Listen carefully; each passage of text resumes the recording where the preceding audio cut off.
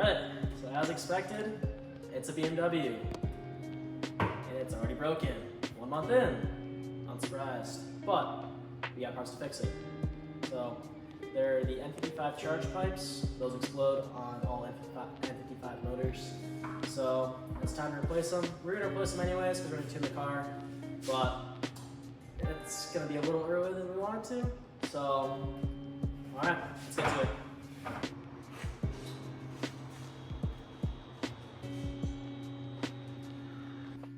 So the first steps is we got to take off the under panel as well as open the hood. So, as you can see down there, I'm not sure if you can see it or not, but yeah, you might be able to see it right next to that sensor back there. It is like completely like, it's like almost like fluid out around that bottom master map sensor down there. So we gotta get down to there. It's gonna suck, but I'm ready for it though. So, all right, so quickly lift up the intake real quick, just kind of get an idea of where it's at down there. As you can see, it's right down there. This is gonna be really hard to do. So we're gonna jack the car up and then take off the under tray.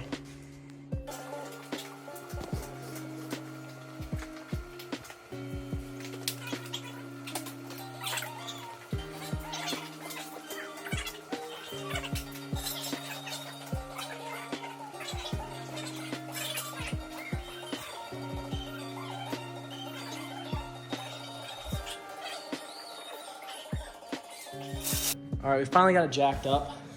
This is a pain in the ass to jack up.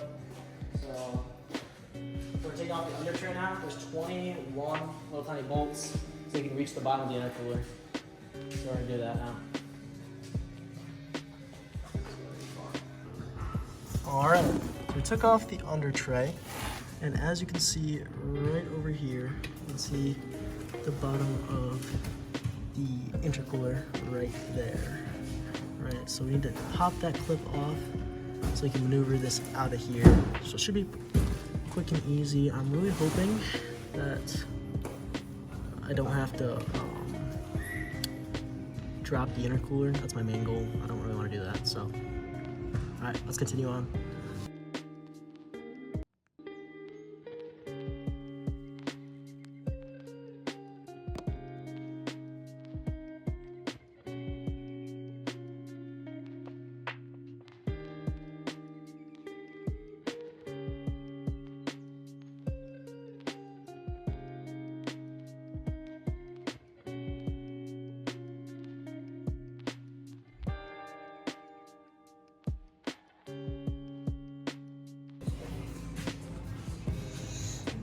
This thing's huge.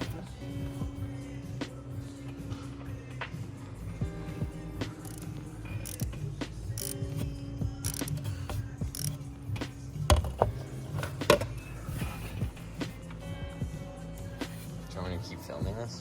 You want, you just get those one clips. Oh. See, now I can see my real wrenching skills, not just some fucking dumbass. Oh my god.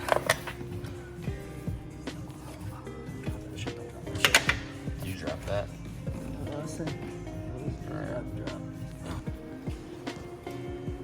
We decided not to drop the intercooler because my bolts exploded into a fucking mess.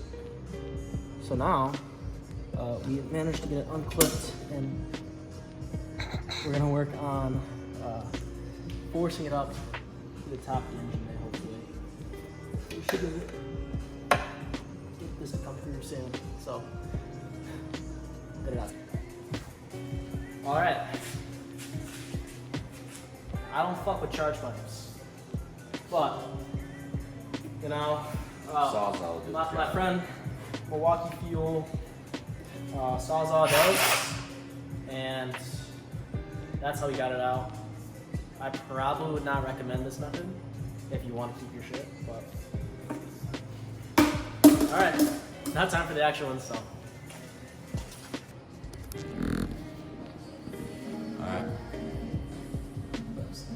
Sideways too. Look at the fucking camera right now.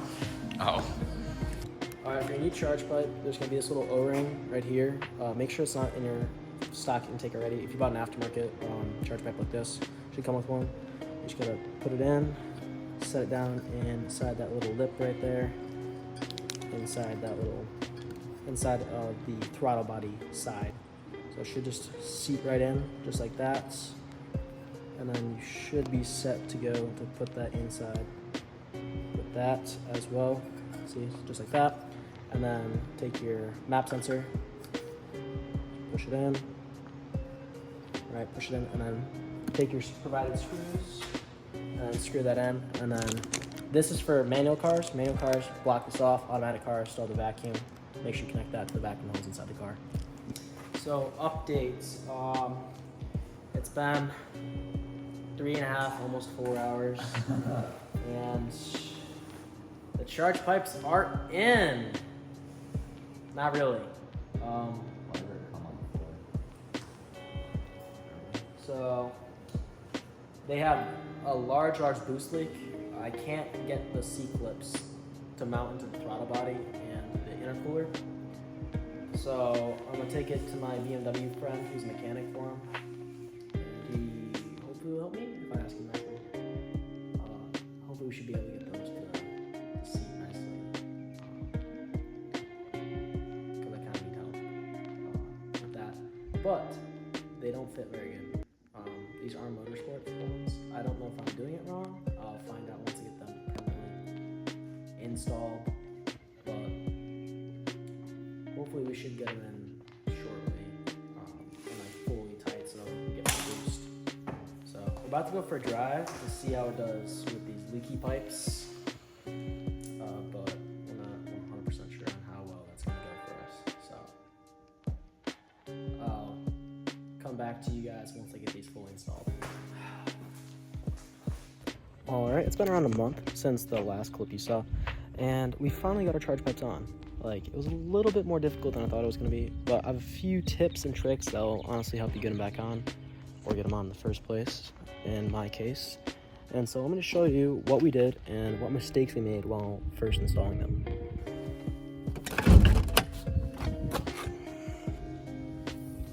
Alright, so as you can see, perfectly down inside of there. Right, so one of the things we initially forgot about on the bottom side was the initial O-ring from the stock intercooler. So basically, when you took off the stock charge pipe, there should be a O-ring that's inside of the lower down pipe that connects down into the intercooler. So what you should do is you should take that out and plop that into your new aftermarket charge pipe. So initially when installing that, we forgot about that, and so that was not making a seal at all, so there would have been no way that it would have been able to fully meet without having an issue.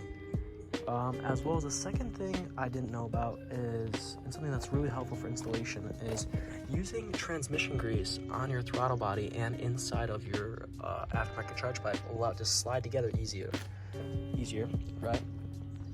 And so if it's a lot easier by using that transmission grease, it'll allow it to slide on quicker, and it's not gonna give you as much of a headache trying to get it on, right? Because if you're just trying to push bare aluminum with a brand new O-ring gasket and then a used one on the bottom one might go on, but the top one is going to have a lot harder time getting on that throttle body, especially being in such a tight fit with that little clamp on top.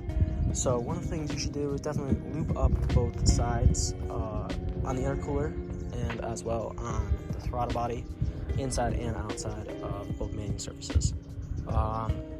As well, there was these clamps that were provided with the Arm Motorsports kit. As you can see down there, that's a really big stud, especially when you're trying to fit it in such a small area. So what we decided to do is the lower clamp, we switched to a worm clamp, as you can see down there, and to the right of that, there's the normal clamp that was provided with the kit. So switching to like a standard worm style clamp allowed us to fit it through the area inside the engine bay, and it was a lot less of a hassle to put that thing in, especially when that other clamp is so much bigger and it hits everything, and it's just a complete mess trying to get that thing in. So I'd really recommend using a different clamp to get that in. It's easier. So switch the bottom clamp. You can keep the top clamp. Top clamp is easily accessible from the top, and this should be no problem. And so I just really hope those are a few things that really help the next person that trying to put these things in. Like, sorry to Arm as well. The charge pipes fit great.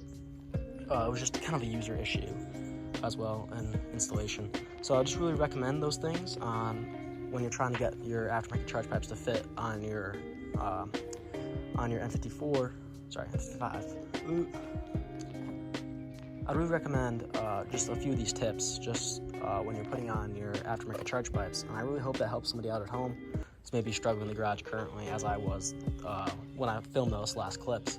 So thank you. Hopefully you guys enjoyed the little half-failed charge pipe video that we got here. So I'm also filming this on the same day. I'm about to film the next sets of clips on the tuning video. We tuned the car on MHD stage 1. The car's running great with a super map, or super license. So hopefully you guys look at that video as well. Well, until next time, thank you guys for watching.